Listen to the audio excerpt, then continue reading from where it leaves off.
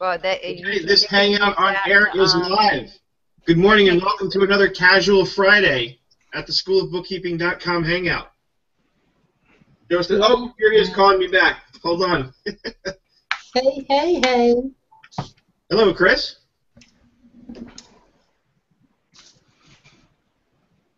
We want Chris on the Hangout with us, please. Is everyone showing company G+ account to do a Hangout, to join a Hangout? Or does it have to be personal? No, I was doing my Hangouts from the company page. Is everyone doing their profile pictures right now? Is that the new thing you're talking about with Google? What? No. I'm not seeing anyone's feed live. I just see everyone's picture. Oh, that's on your end, Tim. You don't have enough bandwidth, or you're not getting enough. Yeah, it's been really slow this morning. It took like a million minutes to even pull up, and I don't have much open. Brings it up a little. Yeah, I think it's on your end, Tim. Okay, I'm gonna go ahead and see what I can shut down. It took me forever to get on. I don't think I have a lot open. Hi, Dennis. Hi. It took me forever to get on too for some reason. Well, the East Coast is cooking along. Yeah, but don't speak no problems, Sarah. Huh? Popped right on. I got no problems. We're slow in the South, right? Not today. Not today for Pennsylvania either. Hey, Bruce, was I imagining things, or did I hear your name called at Scaling New Heights about Funding Gate? You heard it. Were you there? Was I there? No. Oh, okay. Hi, Yvette. Hi, Gina. I think I've been dubbed the Duke of Taxes or something. I saw that on Twitter, Bruce. Huh? I saw that on Twitter with a T-shirt. Bruce has a new name. Cole, the Duke. Have you not seen that picture, Gina? You look really tall in that picture. I wish I was that tall. I can't believe you haven't seen. You're on Twitter, aren't you, Gina? I am. I haven't been in the office the past couple of days. Where is that? Let's see. I'm trying to figure out the fastest way to find that picture. Where's my Twitter button? Twitter, hashtag SNH14.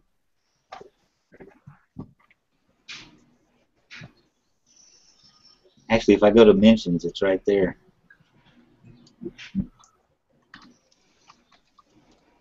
Copy. In the chat. Cool.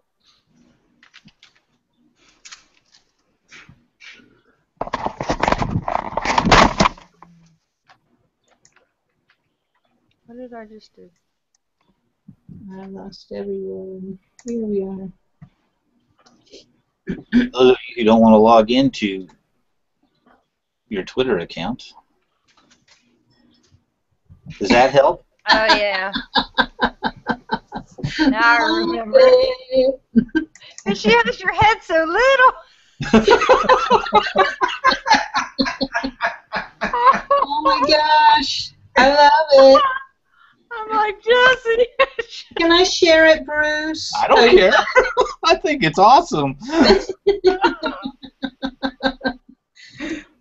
Oh my gosh. Oh, but Jesse's it's not giving hysterical. it to me. It's not letting me. Not letting you.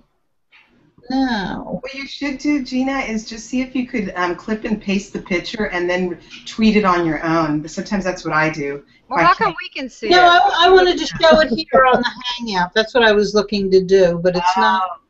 It's not giving it to me. Well, Have a picture. Bruce. Yes. I mean, we can see it, so why can't the public? I You have don't to know. share your screen. I didn't share my screen. Well, then they're seeing it, right? Yeah, I see it. Only if I talk.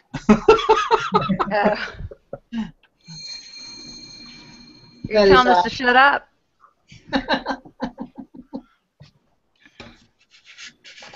Wow. All Seth you have is to do really is having a click on long... his. I'm sorry, go ahead, Larry. I was just gonna say, all you have to do is click on his postage stamp there, and it'll show it. Yeah, for us. I followed the Twitter link it opened up. Are any of you going to be going to that QuickBooks Connect in October? I'm really saving mine for Doug's event. Did anybody watch the video feed from Scaling New Heights? I did. Frank Abernathy, oh my gosh. That was hilarious. Oh my gosh, what a story. and Joe Woodard, I forgot what a wonderful speaker he is. I saw him live when he was on the East Coast. I saw him at the Hotel DuPont in Wilmington, Delaware. And he is an amazing speaker. He said during, that when I was there, that he's used to speaking to accountants, that when he gets, he says something funny and he says a punchline and it's dead silence. All right, thanks, Ben. Accountants are really laughing inside. Yeah, I do. Yeah. He's got a very precise vocabulary. Okay. Oh, a lot of fun. He is a lot of fun. Hey, we found Chris. And there's Chris. All right, can everybody hear me? Yes. Yes. All right, Chris, say hello. Good morning, everyone. All right, we got Chris in. We were successful. You know what the cool thing is? I didn't realize this, but Chris had not used Hangouts before. So, look at that. In like less than 5 minutes, we were able to get him in and get him on the live panel. So it's not that hard, people. Join us. Yeah. It's a little embarrassing when the tech guy's the last one to arrive. But it's great, Chris. Now that you know how to use this is a great platform for you guys as a company to use to sort of demo your product and just invite people to crowdsource and show them what you're going to do today. Basically, is show us how using Qbox is going to change our lives forever. That's right, absolutely. Yeah, we've been pretty fixated on GoToMeeting, so it's always nice to have another tool, just like Qbox. Yeah, no, and this, of course, I love GoToMeeting. This, though, records to YouTube, and we have a permanent video live on YouTube afterwards that people can watch forever. So, okay, one of the reasons I love, the whole Hangout technology. And I have too much space above my head. People are going to be looking for halos. So, I had you guys muted while I was working with Chris to get him on the Hangout. I saw a picture of T-sheets up there. What was going on there? Bruce has a new title. He is the Duke of Taxes. I like it. It's very close to the Drake of taxes. So we've used up about half of our 15 minutes of banter. So before we get started with Qbox, and I'll get into kind of an introduction of why we're here and specifically why we're here again looking at Qbox. But does anybody have any? Somebody mentioned Scaling New Heights. Who was there? I was on the video stream. Were you? Dennis, you need to lift your camera up a little bit if you can. We're seeing like we're missing the top of your head. There we go. It was everybody centered. The thing that was kind of striking about it to me is if I'm a vendor who just makes the QuickBooks desktop, I might have felt a little out of place at that conference because there was so much emphasis on QBO and migrating to QBO. Did anybody else watch the feed? I didn't watch the stream, but I'll tell you that makes sense to me because I think that's the way everybody's trying to go. Yeah. We all know that there are reasons why a lot of companies won't go to QuickBooks Online just yet, but I think that's the trend and the ultimate direction that things are headed in. It might be 10 years, but I think eventually, you might see a substantially diminished user base on the desktop edition versus QBO, especially as QBO gets more feature-rich and can handle things like inventory a little better and job costing a little better. I think you will see the migration. This may be an indication of that. The fact that I kind of see the desktop as becoming a niche product, maybe for like inventory especially, and maybe to some extent job costing if they can get, depending on the add-in partners and all that kind of stuff. Right. So I think that might be why you saw such an emphasis at Scaling New Heights on this. It's because that, clearly Intuit is investing resources into the QuickBooks Online product more and more so as time goes on. There's a woman named Mary Longacre that asked a question. Unfortunately, the stream went out, kept going in and out, and I missed the answer. But she asked a real interesting question, saying that while they would not get rid of QuickBooks Desktop, it might become malnourished in terms of resources, and what would happen if Microsoft did some massive change to Windows that would cause problems for that. And then all of a sudden the video went out, so I didn't hear the answer. That's funny. You're really funny. So, and then, the thing is, at Sleater last year, Brad Smith spoke to this, and he made it pretty clear that the desktop edition is not going away. He spoke Certainly not anytime soon. Yeah, he spoke there at Scaling New Heights at about an hour-and-a-half segment where he was doing Q&A, and that came up. But that was, like I say, Mary Longacre's question was directed directly to him, and unfortunately I didn't hear the answer. Well, no, and a similar question was asked then at Sleater, which I was there for, and the answer was no. In fact, his answer was on a broader stroke that they're going to stick with doing certain things and doing them really well, because what came up that last time was excuse me, the question of QuickBooks POS, and would there be a migration to like a cloud version of the POS software? And the essence of his answer seemed to be that no, that's not what they want to focus on. They want to focus on the core financial software, and that seems to be where they said they're going to place their emphasis and invest their resources. But he also made it clear the desktop edition is not going anywhere, at least not for a very long time. So I think we still have at least a good 10 years of the desktop product, and there may always be a call for it. It's funny, I was on the phone with somebody yesterday, and they were using, I guess, a proprietary piece of software for two businesses that they run, neither of which were Intuit products. But I guess they were also, I got the impression they were sort of piggybacking off of software that somebody else was using, and they were sharing office space, and so they were using the same software. I didn't get the full picture, but it was something along those lines. The reason they're calling me is now the other people who they're, I guess, sharing the software with are retiring, so they need a new accounting solution. So should they go to QuickBooks Desktop or QuickBooks Online? After asking them some questions aimed at, my ultimate goal when I get somebody like that, and they're asking me, what should I do, desktop or online? My sort of default answer to that is, if possible, let's go online because of all the benefits which that provides. So I try to go online first now.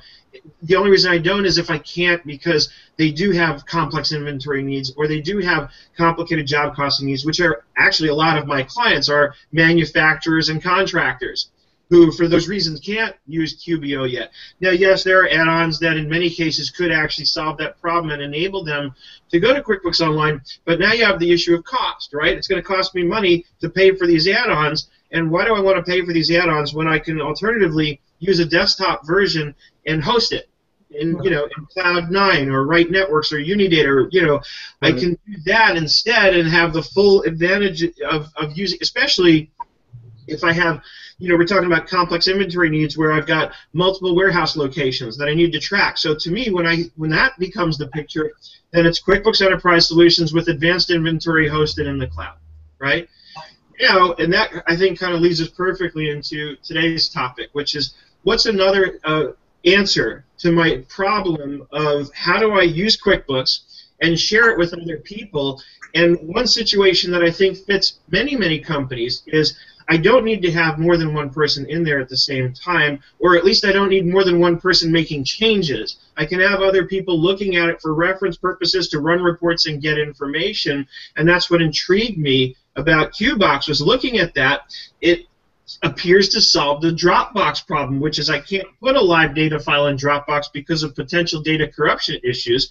But from what I saw when Sarah actually sent me to the LinkedIn thread that talked about Qbox, the more I read, the more I got intrigued and said, wait a minute, this looks like the perfect solution for a company that wants to use desktop, wants to be able to share access to the file, but really only ever needs one person in there making changes at any one time. And so with that, I want to introduce Chris, because Chris is from Coral Tree, who makes Qbox. And as everybody here knows, a few weeks ago we did a hangout without including them, and I do this on purpose because I want I want us and a company like Tree to have the opportunity to see what it looks like from the perspective of an end user who knows nothing about the product. And based on the feedback I got from you, Chris, I'm gathering that you guys at least found some of it valuable, because you told me you made some changes based on what you saw in our hangout that we did a few weeks ago. So, and now I love doing it this way, because now I get to have you on and get the opportunity to address anything you saw us, experiencing friction on. And in this way, I get to give you the opportunity to come in, answer questions, and kind of fill in the blanks and show us what we might have missed or didn't see, and just ultimately tell us what we need to know about Qbox. Okay, excellent. Thank you very much, Seth. And I wanted to also thank you for giving us that introduction a few weeks ago. And as you and I discussed, and as you mentioned, it is always a rewarding experience to see, kind of that raw feedback when someone's actually going through the process and using the product and installing it. So we actually did make some adjustments to some of our verbiage in the setup screen. So thank you very much again for that input. That again has actually helped to enhance Qbox. But in really the goal of today, and I appreciate the introduction too, and talking about the fact that there are people that do want to stay in their desktop environment, either because of some other supporting resource they're using, or just simply because they like to keep the file in their local environment. They're not interested in continually relying on their internet connection or a cloud resource, or even paying the expense. So we very much are a niche product, and we don't know exactly how big that niche is at this current moment, but as you mentioned, we're banking on the fact that desktop is around and alive for at least the next 10 years. So that's why we're providing this product, and so far the response has been overwhelmingly positive. I think both if you look in the viral community and some of the discussions taking place, in addition to our actual clients that we're interacting with and prospects, we're getting that validation everywhere we go that accountants and bookkeepers have some percentage of their client base that this is just a great tool, as you described, for collaboration. We don't provide real-time access for remote users, but when you have that client that you just want a simplified tool to collaborate and do your basic, adjusting journal entries or any sort of edits to the file, working on a locally hosted copy of the file, then we think Qbox is a great option for that. And we also do get a lot of very angry former Dropbox and Google Drive and other traditional file sharing resources users that have tried those alternatives and end up coming to us because, in fact, I had a discussion yesterday with someone that got burned with one payroll import where it actually duplicated using a traditional file share resource. It went as far as actually drafting the account of a particular client. So again, it provides a great collaboration resource. We're continually enhancing the product. In fact, we're due to release what we consider to be a pretty substantial upgrade within the next few weeks. But again, if we have the opportunity now, I was going to just kind of walk you through the desktop operation of Qbox, and of course answer any questions as we go along. Yep. So Chris, if you want, on your left-hand side, move your mouse around, you'll see a toolbar pop in from the left. Yeah. About the second or third icon down is going to be a green screen with kind of curvy right-pointing arrow, and that's your screen share tool. Okay. And I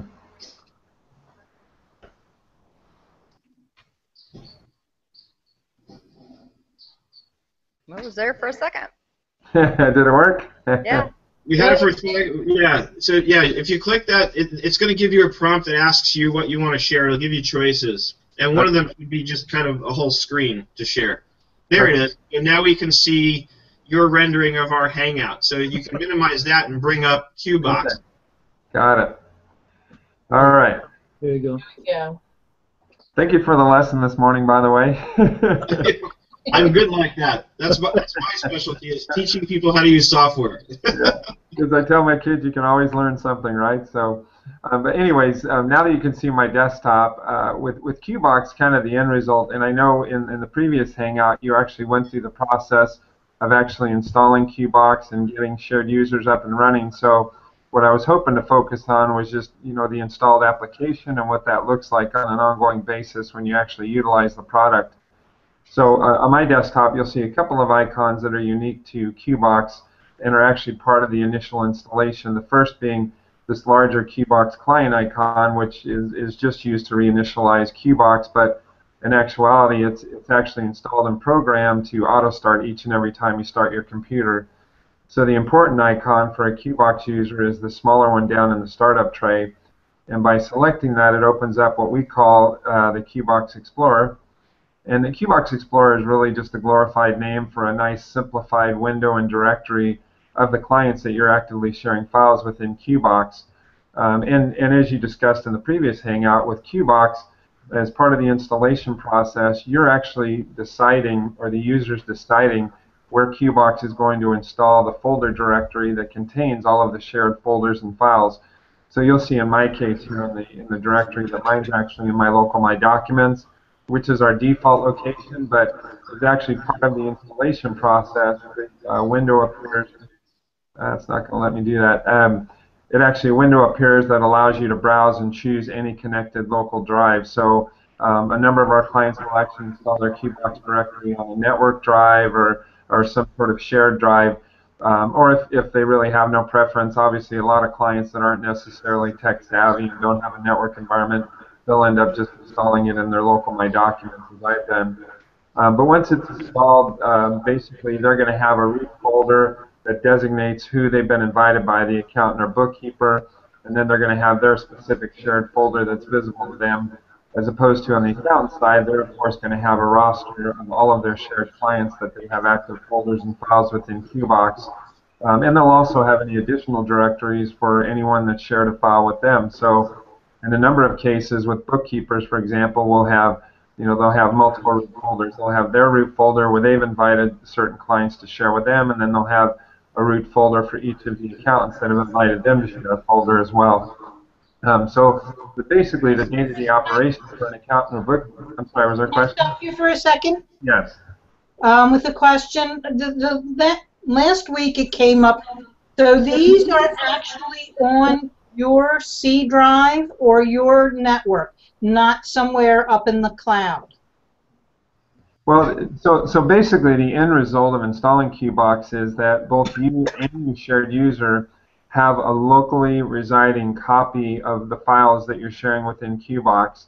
And there is a third copy that resides in the cloud as well, but the copy in the cloud, first of all, no user can open the file from the cloud. That copy is solely used for the purpose of synchronization and backup.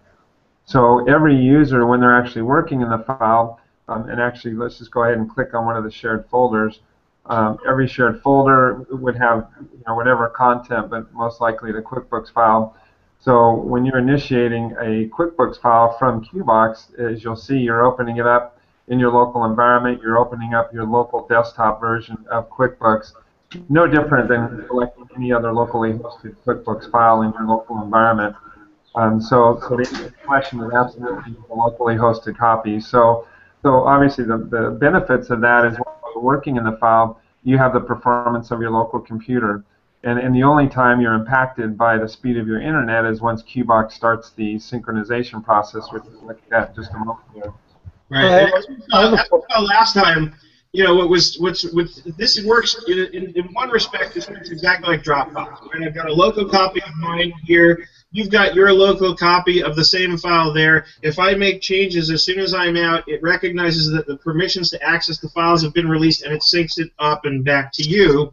But what Qbox does that Dropbox doesn't do is it locks out the access from all the other files that are trying to ping the data file, which is what causes the data corruption problems. Am I right, Chris? Yeah, that's absolutely correct. So, like for example, with this file, I've entered my QuickBooks password, and so the next thing you're going to see is the Qbox request if I want to lock the file. So this is, just as Seth was describing, this is the differentiation point. So basically, any shared user, when they open the file, they can actually set it to auto-lock as well, but it's installed where they're actually going to answer the question if they want to lock it or not. So once they answer yes, Qbox is going to come back and let me know that the file has been locked. It's also going to give me some helpful tips. But once the file is locked, if we went back to our Qbox Explorer, you'll see that this lock icon has now appeared with my email address from my demo client. And my remote users, wherever they are, before they even attempt to open the file through their Qbox Explorer, can see if the file is already locked by another user. And Now, as what if Seth they're mentioned, trying to go outside of Qbox to access the file? What if they just browse in Windows Explorer directly to the file that's on their computer and open it? Will Qbox intervene still, or no? yes, it will. In fact, you know, based on who you ask in our company, if you ask the engineers and support, they're always pushing people to open the QuickBooks file from Qbox, the Qbox Explorer. But in actuality, you know, the reality is that a lot of folks using our product aren't necessarily tech savvy. So very much like any other locally hosted QuickBooks file, once it's been opened one time, then even if you just click on the QuickBooks icon itself, it's going to open up last file access, and you're still going to get the Qbox prompt to lock the file. So we don't care how you open the file as long as you open it from the right location. And that also becomes an important piece of the initial implementation of Qbox, is that whomever is hosting the current copy of the file that eventually ends up in Qbox, they need to make sure that they at least rename the previous copy of the file, if not delete it, just so they don't have any confusion going forward and inadvertently open up the wrong copy of the file. But to answer your question, absolutely. If they use the Windows directory or if they open it from QuickBooks, they're still going to get that lock prompt from Qbox. I have a question. I have a question. What happens if your hard drive crashes? If the hard drive crashes? I mean, can you recover this information from the web, or do you have to use? Absolutely. So, and that's another kind of inherent feature of Qbox, is that any user, any user of Qbox can log into their web dashboard at any time. Actually, let me just go for that real quick. So there's actually 3 copies. Yeah, Client has a copy, we have a copy, and you have a copy? There's actually as many copies as you have shared users plus 1 in the cloud. Right. So you wouldn't have to have something like Carbonite to back up your files.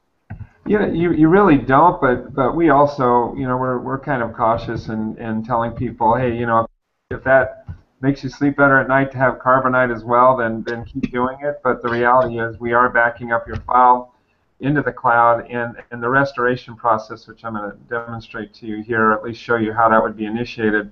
So now I'm in my web dashboard, which you can see obviously the folders match what I had at my desktop level. So your question, if you ever did have a situation where your computer crashed, any of the shared users can log into their own web dashboard, select the admin option, and then on the left-hand margin they have the option to download the Qbox client, which downloading the Qbox client not only reinstalls the software, but it also replaces the folders and files you had the moment before your computer crashed. So the restoration process is very simple and straightforward. And so again, once they reinstall the Qbox client, it'll automatically start replacing those folders and files they had the moment before their computer crashed. Another nice feature as well, since we're in the web dashboard, if you also have an issue with a corrupted copy of a file, which, as you all know, happens sometimes even from just basic usage within QuickBooks, the administrator of that shared folder can log into their web dashboard and go back to the main web dashboard or where the folder directory is, select any particular shared folder, and at the file level, they can select the history icon, and this is going to give you a roster of the last 10 versions or updates to that particular file. And this is only available to the administrator, but they can select any previous version of that particular file and select to rollback. And so Qbox would obviously then replace that copy in the cloud with the version that's been selected, and then it'll sync that version down to the shared user, so you basically just averted a corrupted copy of a file should you have that situation take place. So again, because we do keep a copy of the file in the cloud, we have some other, you know, inherent benefits associated with restoring a file or replacing, or even if, you know, we have a lot of users that get a new computer, so we make the Qbox process, at least with regards to installation, very simple for them. I have another question. Are you doing continuous syncing with the cloud? Or, for example, it seems to me that it would be possible you might lose some changes. Like, for example, if you had the computer crash and you restored a thing, you wouldn't necessarily have the latest copy of the QuickBooks file, would you, if you hadn't synced, or is it continuous syncing? Well, actually, actually, let's finish at the desktop level for just a moment, and Seth touched on this, but when you have the file open, once you're done working and you've made your edits, adjustments, or updates, then you simply just close the company file or you close QuickBooks altogether. and that's what initiates the sync process for that particular user for that situation where they lock the file. And if you keep your eye on the small icon here, you'll see it change color. It usually takes about anywhere from 5 to 10 seconds, which means Qbox has automatically initiated the synchronization process. And once it finishes that process, then it's also going to automatically, there it goes, and it's going to give us our pop-up letting us know the sync has begun. And back in our Qbox Explorer, it will also give us kind of a progress report. And also, while it's syncing, you could have already moved on and opened up another company file. You don't have to, actually sit and watch and make sure that it finishes. You could have already moved on and locked another file and began working. But to answer your question, let me kind of give a spectrum of responses to that. But first of all, if your Qbox does continually ping the cloud, it's on a systematic basis where it pings the cloud about every 10 to 15 seconds. Okay. So, and in doing so, that's how it stays in touch with any other. As you can see, by the way, the sync just finished and the lock was released. But what it does, it stays continuously in contact with the cloud. So obviously, if a shared user makes an update to a file, it has a method to synchronize those changes or updates down to you. And then, of course, in reverse, if you have the file locked, you're done just as you saw that process take place. So the only situation where you may be vulnerable to losing updates or changes you've made is if you had the file locked, and while you had the file locked, your computer crashed, then basically you've just lost your desktop version. So any updates that you had made up to the moment, since the point of locking the file, those changes would be lost. Okay, that's kind of what I thought. Yeah, so if you just have a situation, though, where, and we get asked this all the time, let's say you're working in the file and all of a sudden your internet crashes, essentially what Qbox will do is it'll keep the lock for that particular user until they're able to reconnect to their Qbox account and finish the synchronization process, which would then release the lock. So we actually literally have some accountants that'll log into a file, lock it, and close their computer because they know they're going to an area where there's no internet available. Maybe they want to do some work over the weekend in Tahoe or some remote location. So they can actually do that. They can lock the file and then not be attached to their internet service and continue to work in the file. And then once they're reconnected, they can go through the synchronization and release the lock.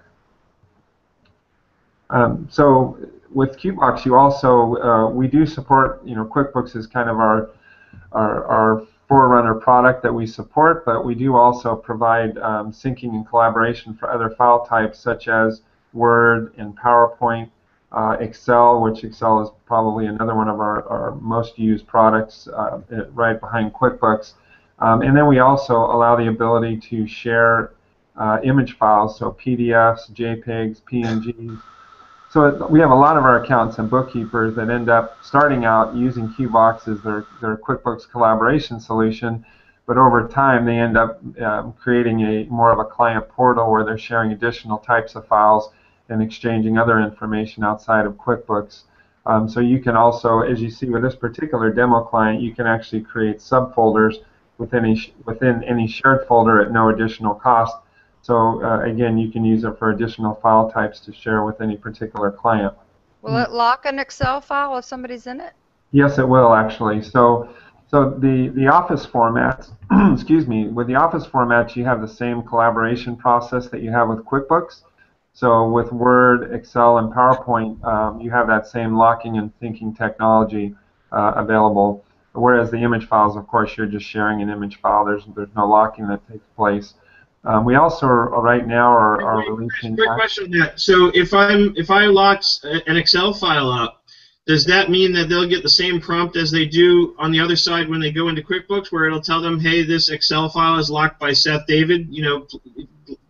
Does it give the same? Yeah, it has the exact same process. So just as you've described, when you open it, you'll initially get that lock request from Qbox if someone else has the lock, and actually you would see that same information in your Qbox Explorer. So in fact, let's just go ahead and open this one up. This may be treacherous ground here because I don't think this file gets opened very often, but there you see the lock request and then the confirmation that it's locked. So back in our Qbox Explorer, same process. That file is now locked. Maximize your screen. Ah, thank you. So basically, same process with an Excel spreadsheet. I now have the file locked. Any edits or updates that I made would immediately be synced to my shared users once I close the file, which obviously with Excel. With a QuickBooks file, and this is another difference between traditional file sharing, Qbox actually does an evaluation of both the QBW and the TLG file just to do a very comprehensive check and identify any changes that take place. And so that kind of creates the minimum time requirement for syncing. Some people will ask, gosh, I only opened and looked at the file, I closed it, and it still took 30 seconds to a minute to sync. And that's because that's kind of that minimum time frame of doing the evaluation of the file. Whereas with Excel, as you'll see, it's literally, a matter of seconds for that file to finish the syncing process, as is the case with the image files. But again, you do have that same locking and syncing technology for any of those Office formats that we support. When you say the evaluation of the file, it doesn't tell you if it's been corrupted, does it? No, it does not. No, that would only be identified by actually accessing the file. So it doesn't do. So, and actually, you bring up a good point. One of the things that we've integrated with Qbox, and it's interesting, there's a lot of users, even on the accountant side, that are not familiar with the whole verification process. So we inevitably have some users that initiate using Qbox for their client, and then basically they assume that their file's being backed up, so they no longer need to do verification, which, as I'm sure you're aware, if they're not doing verification, they're basically accumulating these old dead transactions, and the TLG file is growing, to an exorbitant size. And so basically we had clients that early on with Qbox were letting us know that their file was corrupted, and unrelated to Qbox, but Intuit was letting them know, hey, your TLG is massive. That immediately lets us know that you're not doing a verified backup. So we actually now have a trigger in our system that if we see a TLG file that's getting disproportionate to the QBW, it'll basically alert the user that they need to do verification, just to, again, clean up that file, because our syncing doesn't do that same verification process that the QuickBooks verification backup process will do. So we do encourage our users to go through that process, depending on the file size, on some scheduled basis, which in actuality has become another use case for Qbox, because a lot of our accountants and bookkeepers now will actually do that verification on behalf of their clients, because only one of the shared users needs to go through that process. So as practice, they'll maybe, once every 2 or 3 times they open the file, they'll do a local verification, and then they'll sync that purged copy to the client. So that way they're helping to maintain the file on behalf of their client as well. So that gives you kind of a quick synopsis of the desktop operation of Qbox. And one other step that I neglected to cover, once a user has installed Qbox in their local environment, the actual moving of the QuickBooks file can be done in one of a few ways.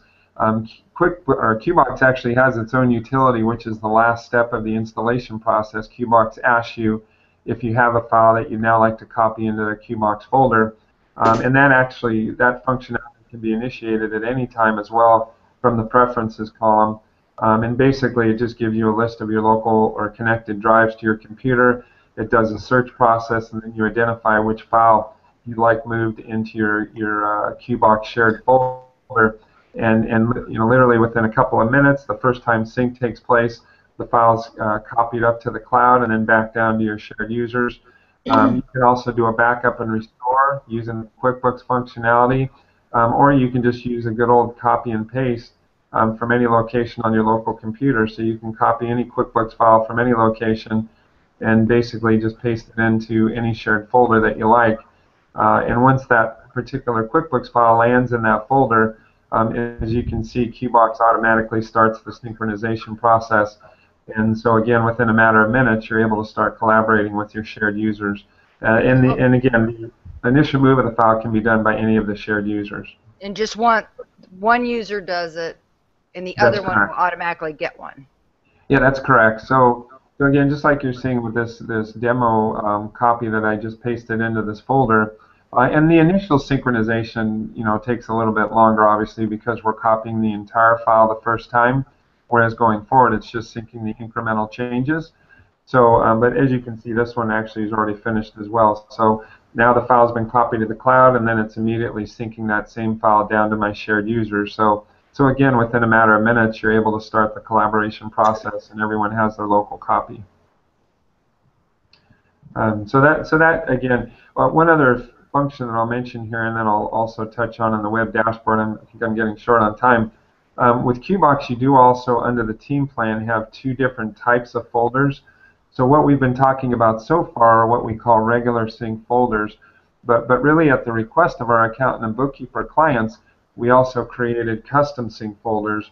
And the custom sync folders are more of a support upon demand or collaboration upon demand. So with a custom sync folder, you're still setting up your clients and inviting them to share the folder with you. They still go through the Qbox installation process on their side. They still move their QuickBooks file into that new shared folder that's created. And throughout the year, they're accessing their files from that particular Qbox folder, and that file is continually being synchronized to the cloud every time they do an update.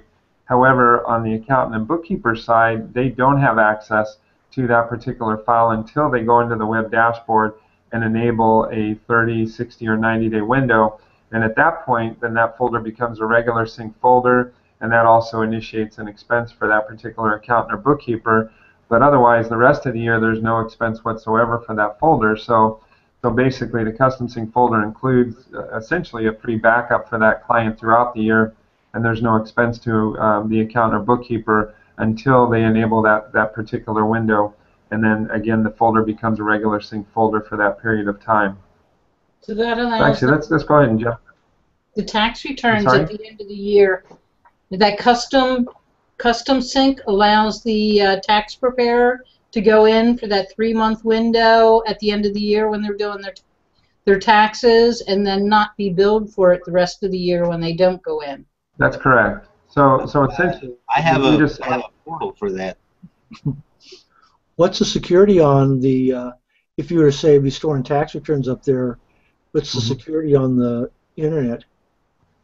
So essentially, we use the same standards that financial institutions use. We use, and this is on the homepage of our website, we use 256-bit encryption. We use an SSL secured channel for the transmission of the data. And our data, we actually contract with Amazon Web Services. Okay. And so our data at rest is stored in the Amazon data centers. And they're the ones that keep us in compliance with SOC 1 and SSAE 16 standards, which, as you know, are the federal requirements for protection of financial data. So as we always say, that the least secure place of our clients' data is right at their local desktop, and we encourage them to use prudent practices for protecting their desktop. But once the data leaves their computer, then that's our responsibility. So just to answer one of the questions, so if I went back to my web dashboard, we initially were looking at our regular sync folders, but if I toggle over to the custom sync folder that you saw at the desktop level, at any given time for that particular custom sync folder, I can select the sync enable option, and it basically gives me the option to enable it for 1, 2, or 3 months, or actually to upgrade it to regular sync. So essentially, for that 1-month period, it again becomes a regular sync folder, and at the end of 30 days, it automatically reverts back to one-sided syncing. But again, the client has that backup available to them throughout the year. So if anything happens, they can restore it very simply from Qbox, even though there's no additional expense for the remainder of the year. One last just reference point. When it comes to installing a new client, and Seth actually, again, did a very capable job. He actually did better than I did getting Google going this morning, so so he's obviously a lot more tech savvy than I am. But from the web dashboard, this is basically where the administration of your clients takes place. So adding new clients, adding additional shared users happens from the web dashboard. So just to give you kind of a quick preview of adding a new client, it essentially happens by selecting the folder, and then you basically enter in the name of the new company that you want to add, and then the email address of whomever you want to share it with. And that's actually what Qbox uses as a local ID for each computer, as an email address. So in the initial setup window, you'll see that we only include 2 boxes for email addresses, but you can actually have as many shared users as you like. There's no limit to the number of shared users. So once you create the folder, a few things happen. It obviously populates here on my web dashboard. It'll immediately populate here back on my, there it goes, it just popped up on my Qbox Explorer. And then it also will send an invitation to those invited shared users. If they already have Qbox installed, then that new folder will just appear in their Qbox Explorer. But if they haven't installed Qbox yet, they get an email that basically says, hey, you've been invited to share a folder for free. Click here to go through the installation process. And then they finish the steps and the collaboration begins. You can also, at any point in time, add additional shared users or manage your shared users by clicking on the share icon adjacent to any particular folder. And this is where you can actually continue to enter as many shared users as you like. Again, there's no limitation for that. And Chris, is it fair to say that every time I add a new folder, which represents a new client, that will trigger additional billing for the Qbox product itself? Yeah, and I'm trying to stay as close to schedule as possible. So let's just go ahead and jump to the pricing page on the home page of the website. And so essentially with Qbox, there's 3 different plan levels, but really only 2. Because the Qbox Basic is a shared user, period. You're not going to sign up and say, gee, I want to be Qbox Basic. That's only an invited shared user of a Qbox Pro or Qbox Team member. And as you can see here, Qbox Basic is free. There's no cost for your shared user. There's no limit to the number of shared users you have with each of the shared folders. So the pricing structure, just to answer your question, is entirely based on the number of shared folders, which in most cases equates to number of clients.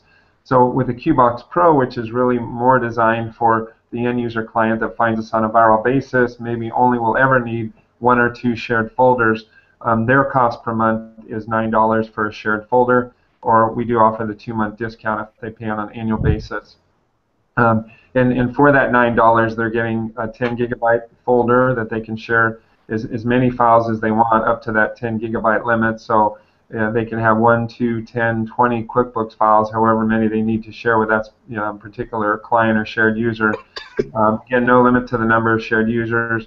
And then the other plan that is more accountant and bookkeeper specific is the Qbox Team plan. And the Qbox Team integrates some additional resources, including the custom sync folder that we talked about. That's only available under the Team plan. But it also adds some additional administrative designations. So with the Qbox Team plan, you actually have the opportunity to designate a staff member as a team member. So as opposed to Qbox Pro, where you're having to invite each shared user within your own staff every time you set up a new folder, if you designate them as a team member, then they'll automatically be added to each new folder that's created. And then you also have the opportunity to designate a staff member as a team admin, which basically just kind of spreads the burden around of setting up new clients or inviting shared users. Otherwise, you can continue to have that administered by one person on the staff.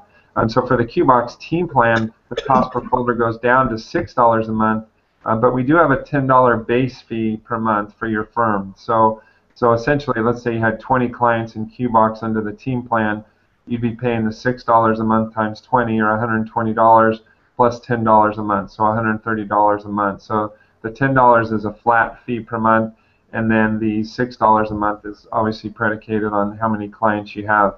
And then the custom sync folder, as we talked about, is $12 a month. And again, that's only paid for that period that you initialize that 30-day window. Otherwise, the remainder of the year, there's no cost for that particular folder. So, rather than paying $6 a year, $6 a month for the entire year, if you have a client you only need to access once or a few times a year, you're just paying that $12 for those specific months that you enable. Hey, Chris, remind me again, what does the custom sync folder do? How is it different from a regular sync folder?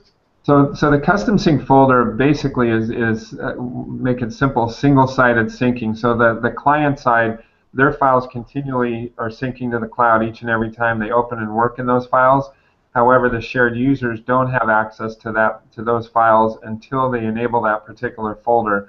So basically, it's kind of a folder upon demand mentality. So, but again, on the client side, they have this backup that's taking place throughout the year. But on the accountant and bookkeeper side, they're not seeing the updated files until they go into their web dashboard and enable, again, that 30, 60, or 90-day window. But again, they have no expense also for the remainder of the year for that particular client. I see. So that's 30, 60, they 90... just want to share it at year end so that the accountant can get in there and make adjustments, and then they don't pay for the rest of the year. That's correct. But is it $6? So 1 month would be $6? No, for the custom sync folder, it's a higher fee for that month that you enable. It's $12 a month for the custom sync. So you have, again, there's no expense for the rest of the year, but you're paying a higher fee for that 30-day window that you enable. So, rather than $6 a month for the months you don't need it all year long, you're paying $12 for just the month that you need it. So it provides a cost savings. Again, it's nice. In fact, in speaking with someone this week, they basically said, "Gosh, you should go out the door telling accountants that they can have all their clients on a free backup program with the custom sync folders." And but again, the use case is most predominantly for accountants that have those biannual, quarterly, or just once a year tax clients that just want to enable it when they actually need it. So, and someone mentioned, what's the difference between a portal? Well, using Qbox obviously is much simpler than sending files back and forth or using an accountant's copy, because you can work it when you need to, close it, and your incremental changes are automatically synced. So, I have a question. Is there, maybe I missed it, is there any difference the way Qbox works with if the client has the QBW file on their desktop as opposed to on a local server? No. That it still goes through the same synchronization process, and even if the folder directory is on the server, the local user still has to have the Qbox software installed on their local computer. Qbox, the program itself right now, I believe, is all of 4.8 megs, which I often joke is smaller than most of my iPhone apps. But each local user has to have the Qbox installed on their local machine. So what's installed on the server is just the folder directory, and so Qbox treats it exactly the same and still goes through its same evaluation process to identify any incremental changes. So the server pushes all the changes down to each individual user if it's on a server? The Qbox server, it does. So any changes that take place, yes, it would update those changes to wherever that folder location is. Okay. If a client were to go to your website and buy the Qbox Pro, and then invite us, then they're paying the $90 a year. That's correct. And then they invite us, and can we still upload Excel files and things like that to their folders? Yeah, absolutely. So any shared user, they have most of the same capabilities, but not all. So let's say your client's invited you. A shared user can add files to that shared folder. They can edit any files in that shared folder. They can't delete files. They can't. There's a lot of administrative controls that are unique to the owner of the folder. So, for example, a shared user, when they go into their web dashboard, there's very little they can actually do other than reinstall Qbox and restore folders and files. The administrator is the one that has the ability to invite new shared users. So, even for our accountants that are inviting their clients, if they say, "Gosh, I'd really like to add my home office to Qbox," then basically the accountant's the one that's sending that additional invitation for whatever email address they identify. But to answer your question, absolutely. You can add files to that folder as a shared user. You can open and access them, make edits or updates, and they will be synchronized to that primary user that's invited you. If we find a client that's already using Qbox, can we change the account so that we then own it? Yeah, I mean, it's not completely fluid, but support can help you with that. In fact, I just was in San Diego working with a firm that they had 3 different staff members that basically did their own independent trials of Qbox. So, but they used active clients. So then, basically, we helped them to integrate them within the main account they ended up creating. So, it absolutely can be done, but that's something that support would work with you on and help you with. Because there are a few steps associated with that. It's not entirely a fluid paint by number process, nor is it necessarily a very common use case. But we can help you with that, and it's a pretty simple process. And it does happen too. I mean, reasonably regularly. We do have. And just as you described, we have end users that find us, they start out. In fact, we have a lot of end users that introduce us to new accountants that, they have a client that invites them, and they'll call up and say, "Hey, this is great. How do I start inviting other clients?" And so at that point, we help them do an upgrade of their account to the Team Plan or Pro Plan, and we walk them through the process. Also, if they decide they want that client to then be, their shared folder, we walk them through the process to do the transition as well. Chris, we have a question in the chat, actually. Maybe I missed it if it was covered, but does this work for QuickBooks for Mac? No, and unfortunately, that's our Achilles heel. Unfortunately, we do actually, but we do have a number of Mac users. As you're probably aware, with Mac, you can also run the Windows on a partition drive. So we do actually have a reasonably large number of Mac users that are using QuickBooks for Windows, running the partition on their Mac, and then they're obviously using QuickBooks and Qbox on the Windows side. But we don't support the Mac version of QuickBooks currently. Are you going to? I get asked that question a lot, and I always joke. Here we are residing right in the backyard of Apple. You think we'd be a little more friendly? But the reality is, every time we even start to consider it, it's such a low use case request that it doesn't ever quite make it to the top of the engineering list. Is it an SDK problem? No, it's because the product is unique enough itself. It's another design requirement for our engineers, and so we've spent a lot of time over the last year really enhancing the core product that we offer for the PC version of QuickBooks. And as you can imagine, we're supporting back to 2008, and we're supporting every other version of QuickBooks, including Enterprise. So so just and it is such a different animal from a programming perspective that we haven't seen it as enough of a priority to integrate that. But that's not saying it never will happen. But I don't think it's on our immediate radar at this point. That's a shame. And you have to think about this because a lot of people get mad when companies say, oh well, we don't support that version, we don't support Mac. And as Chris just pointed out, the few Mac users who would want this for Mac are going to get mad when they hear him say what he just said. But think about it from this perspective. We're all business owners, right? So it would be like somebody coming to me and getting mad at me because I don't provide consulting services for Mass 90. And the reason I don't provide consulting services for Mass 90 is it would take me a lot of time and effort and energy and expense to get over that learning curve just to provide it to the 2 people a year who ask me about it.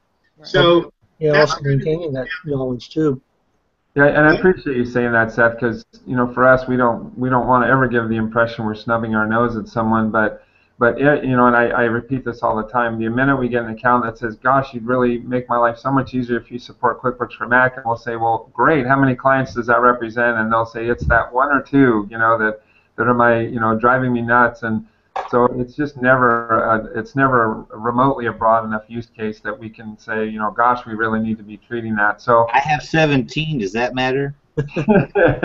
Send an email to our design team or send it to me, and believe me, I would love to offer it because again, that unfortunately the Mac version really, to be rude about, I guess, is a stepchild, and I would love to see us provide that opportunity to support the Mac version, and so again, I'm not saying it's never going to happen, but again, it's just kind of been deprioritized, as Seth said, that there's just not been enough demand for it. So, but I would appreciate your email because you'll give me more fuel for my cause, and hopefully we can work together to get that to the top of the engineering list. Do you have a user blog or a place that we could put our wishes and? I saw something about forums and the options. I think. We have a forum, and it's interesting. I literally have people kind of pick on me and us because they say our support forums don't have that much content. But as I always tell them, yeah, we're a young product. Our company's been around 7 years. The product's been around 2+ years now. But the good news is there's not that much banter in our forums because we don't have that many issues. I mean, for us, a busy support day is maybe a 1/10% of our users calling us with some question, and usually it's related to some systems conflict unrelated to Qbox. So we do have a forum, we do have a support blog, we do have some videos that give some additional instruction on how to use basic functions of Qbox, but we do also have live people. So if you ever have any issues... Live humans. What a concept, huh? No robots. Do they live in a petri dish? No. Well, if you know what that means if you've dealt with some of the other systems out there. But so if you call support, people get a live person. They can email us. They can contact us through the different opportunities. But so we do have a forum, we do have a blog, we do have a support window, but there's not a huge amount of content, to be honest, thankfully, because again, the product just works, and because we do have a good support team. So that's awesome. Well, Chris, thank you so much for coming out and joining us and showing us this. If you want to turn your screen share off and let us see your wonderful mug one more time, just go back over and click the screen share button again on the left-hand side, and we'll be able to see you. Okay. Well, I want to thank you very much for the opportunity, Seth. Again, this is we love to talk to people. We love to hear how it's working, or if there are some challenges. We love the feedback, and we want to obviously be continually improving our product, and so we appreciate all of your time today. I'd be kind of curious, how did you find out about the original review by our group of your product? Did somebody tell you? I posted it on LinkedIn. Oh, okay. I made sure of that. So, in fact, what I had, Sarah had pointed me in the direction of it. Sarah actually sent me the link to the thread, so Sarah deserves all the credit. And just to be clear, when we did that original Hangout, and Chris, I hope this did come across and you guys weren't in any way offended by anything we did or said. It was really meant in the spirit of being productive and constructive, and being able to look at it and show you a view into it from the end user standpoint and what the experience is like without any sort of bias. And I hope that we accomplished that. I'd like to think that we did, because we then got you on here live, helping us fill in any blanks. And so it's always intended in the spirit of a positive and constructive, not trying to sort of tear somebody down, but rather build them up by saying, hey, here's what the user experience is like. Here's where we experience friction without having any guidance. Then we bring in the guidance to sort of fill in those blanks.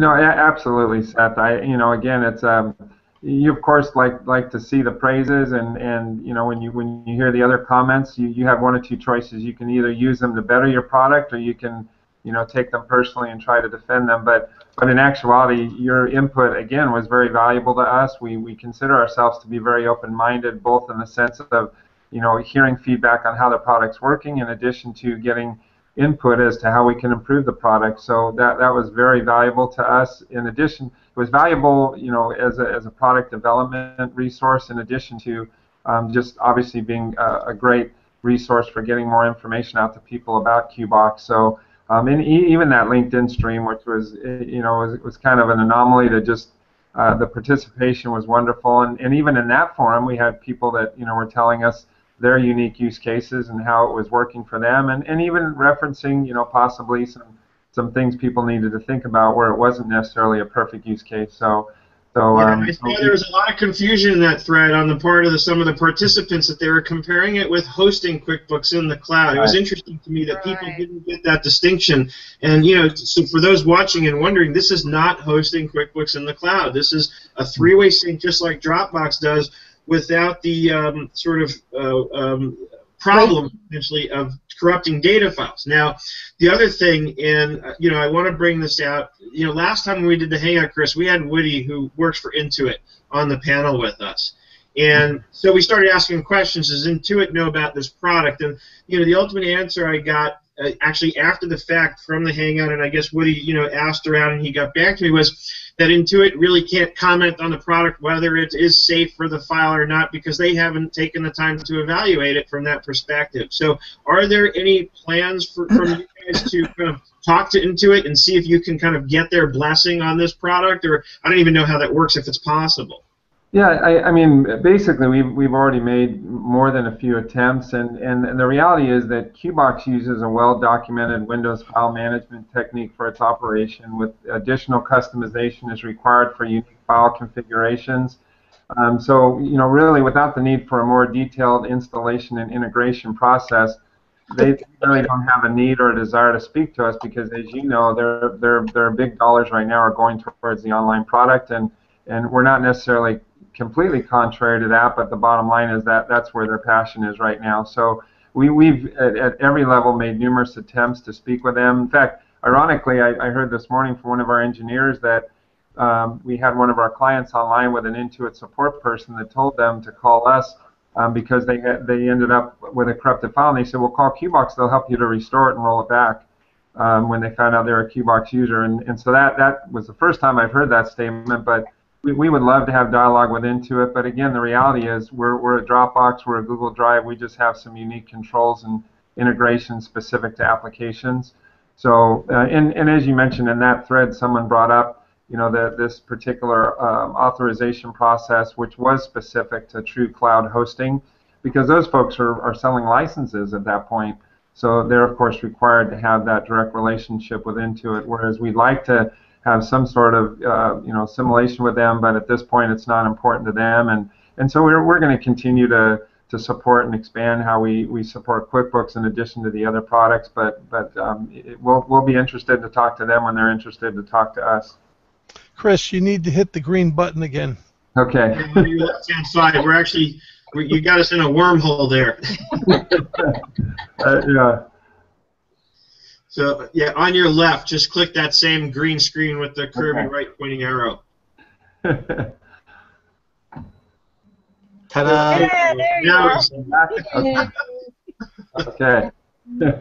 So, no, again, I just want to thank you. I think this is great. I love doing this kind of stuff. As you now know, you may have known this already, I don't know. This is what I love to do. I love to explore software. I love to learn how to use it, what it can do, how it can help people, and then sort of teach it to others. I mean, that's what I do for a living pretty much. So as soon as I saw this, and, again, Sarah deserves the credit for pointing me in its direction, I jumped into the LinkedIn thread. And it's funny because when I initially went in there, I hadn't read all the comments all the way back from the beginning, so I started writing and asking questions in the thread. Then I went back and read and noticed the questions had been answered, so I deleted my comments, but I guess not soon enough that emails didn't go out to people with my comments, so they were clicking back over going, I can't find the comment, but I saw it in my email, and I started getting responses to the questions anyway, so it was just kind of funny, and I was like, yeah. Okay, idiot, the questions were answered. Check the whole thread before you start running off the mouth, so to speak. Yeah. That's what I love about LinkedIn. Now I have to go find it. Who told me this morning that somebody posted good feedback about schoolofbookkeeping.com and the support Eric and I had provided? Somebody, who was that? Was that you, Sarah? That was me. I'll find it. See, Sarah's like my eyes and ears on the internet. I don't need to do anything. Sarah just tells me what I need to pay attention to. It's perfect. Sarah, you're hired. So that's great. We are actually over time a little bit, but Chris, again, thank you so much for coming out. And how can people get in touch with Qbox if they have questions? Do you want to give us your information, or?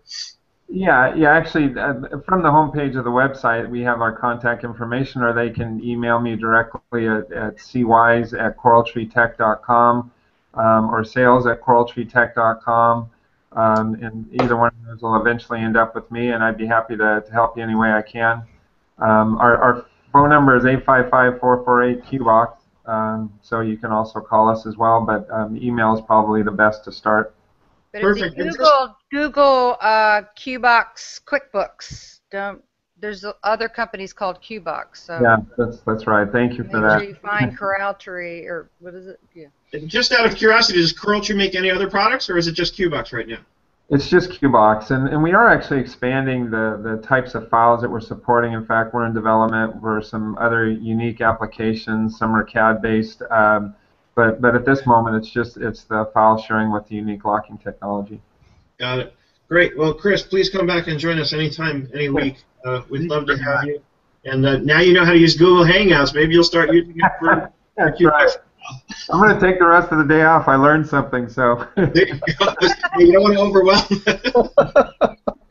Right. All right, everybody. Have a great week. Don't forget, Gina's Hangout is today, 2:30 p.m. Pacific, 5:30 Eastern. Gina, any topic today or open session?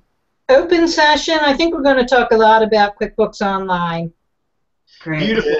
And I have to sign off with this one last comment. I am so excited because I'm now seeing more and more people in the accounting community doing Hangouts, and I like to feel like I can at least take partial credit for that. So it's very exciting. Started it. What? Started a movement. Yeah, so we have Ida Rowe Tuttle, I think is her full name that she goes by, and she's doing something similar to what Bruce does, like a tax-related hangout. And she's somebody I know who's in my local NAN chapter here in Los Angeles, so it's just really exciting for me to see this kind of thing popping up more and more, and I love it. And thank you all for joining with me. What's her name? Ida Rowe, R-O-W-E, Tuttle, I think. I hope I'm getting that right. If not, I'm sure I'll find out. Okay. Hey, Bruce, you're not doing a tax hangouts anymore, are you? Or is it in? Are you still doing it, Bruce, on Tuesdays at 8 a.m.? Is it on vacation? Probably not. No, you see, what happened is Bruce got so busy from doing the Hangouts with all these clients he got that he no longer has time to do them. Right. That's actually what happened. See?